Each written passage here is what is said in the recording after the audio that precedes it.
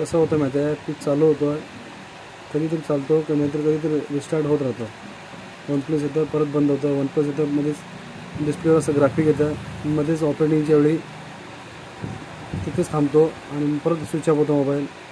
मध्येच ग्राफिक येतात असे मोबाईलला स्क्रीनवर.